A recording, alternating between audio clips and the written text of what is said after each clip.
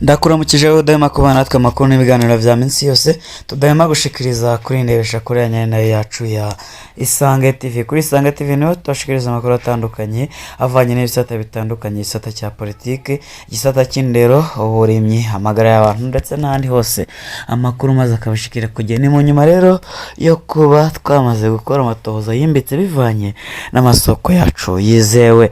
Reka rero tudateve tubagezeho amakuru tubwira tubashikirize none, ariko reka tubabwire ingingo nkuru y'amakuru agira yibande ko hari umukenyezi wo mu Rutana ashobora kuba yanyorojwe mu bitaro Tanganyika Hospital ku wa gatandatu uheze.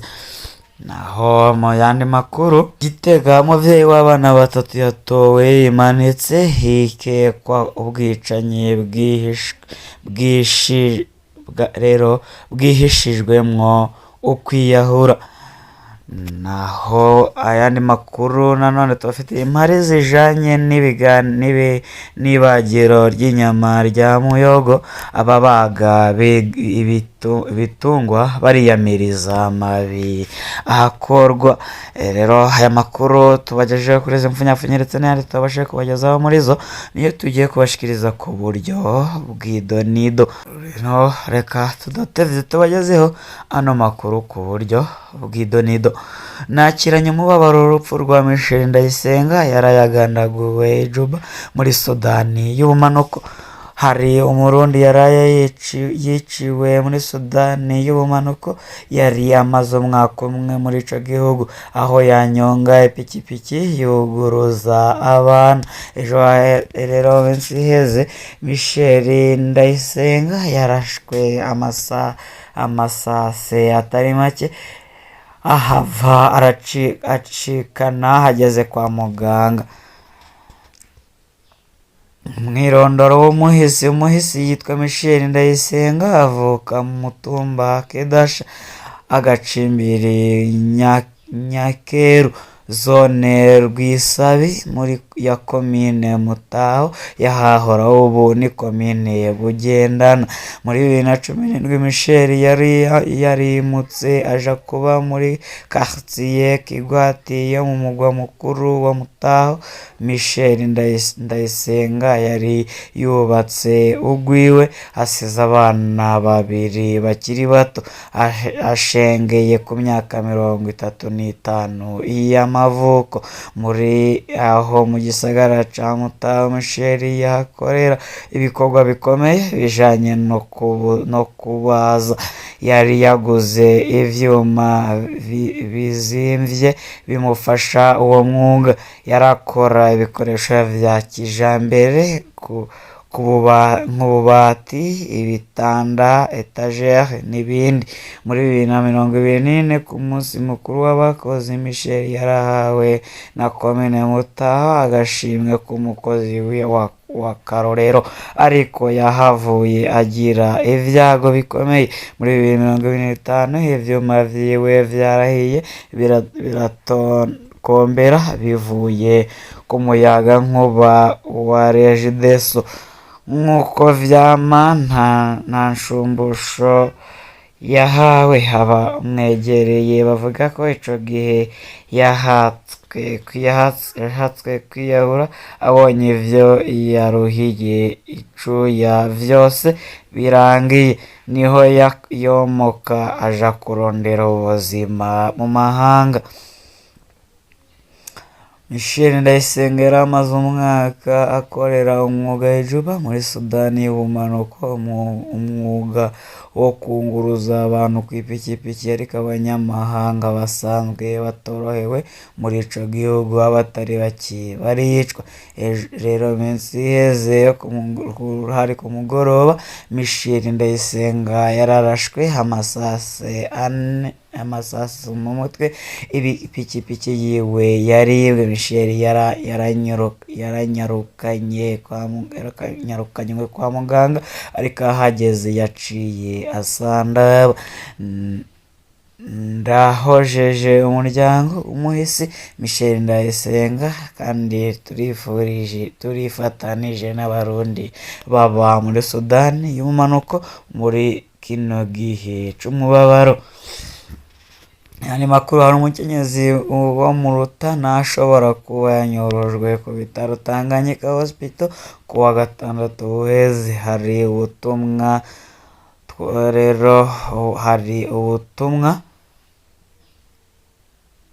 twahawe n'umuntu yariko yivuriza ku bitaro Tanganyika Hospital i Bujumbura ku munsi wa gatandatu uheze ku mugoroba. Ubwo ubutumwa buvuga umukenyezi wo mu Rutana yafatiwe kuri ivyo bitaro mu gihe yaraje kugirisha skaneri y'umwana wiwe. Uko uwo mukenyezi yafashwe bisa no kunyuruzwa. Uwatabaje ntazi izina ry'uwo mukenyezi. Amakuru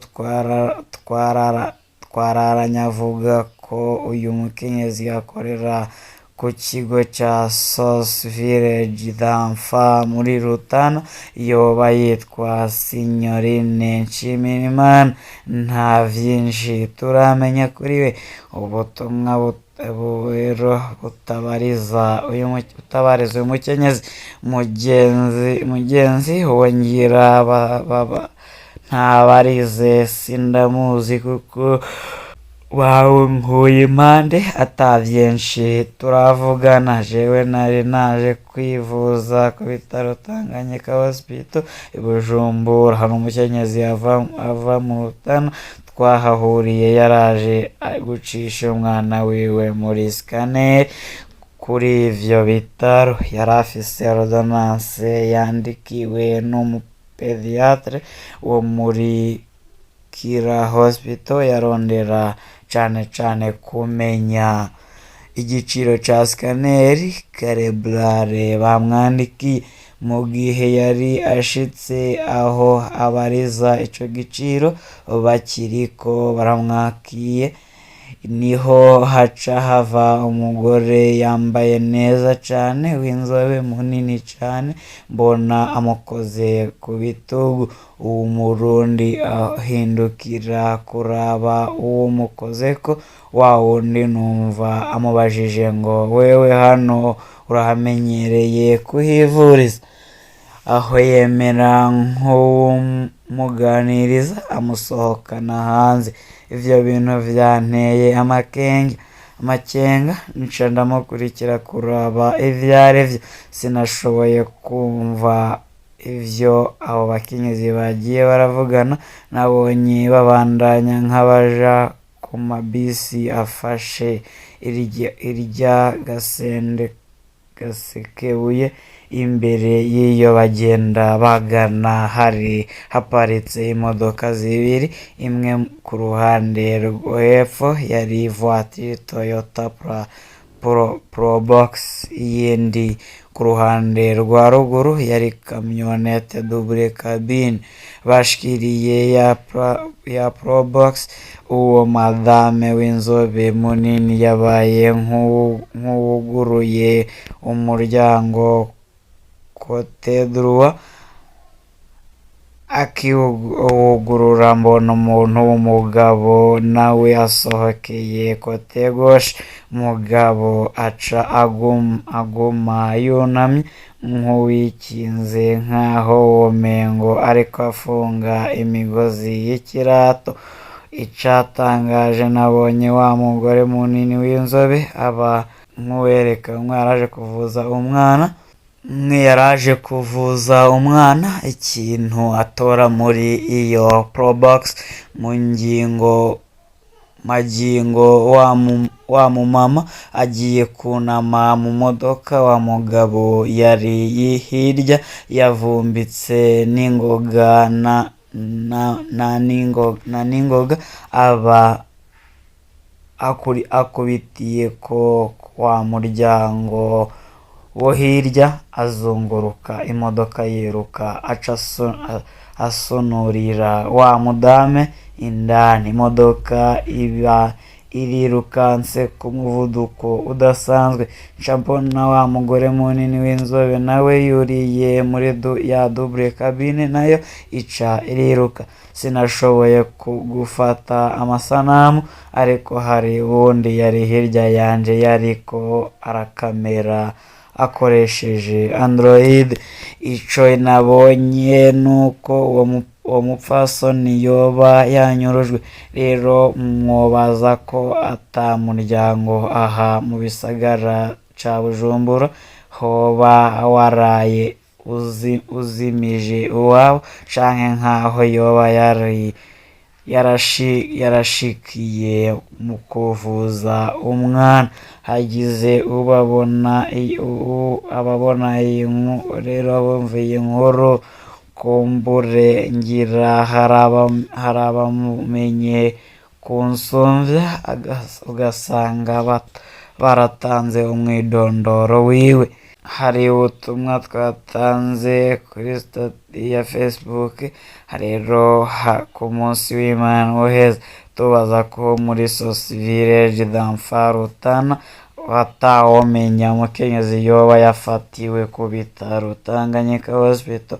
Twaraye turonse inyishu ivuga ko bikeka uwitwa Signorine Nshimirimana yari yamanutse kuvuza umwana. Batubwiye ko kuva kwa gatandatu bamurondera kuri telefone bakamubura, telefone irahamagara hakabura uwitaba.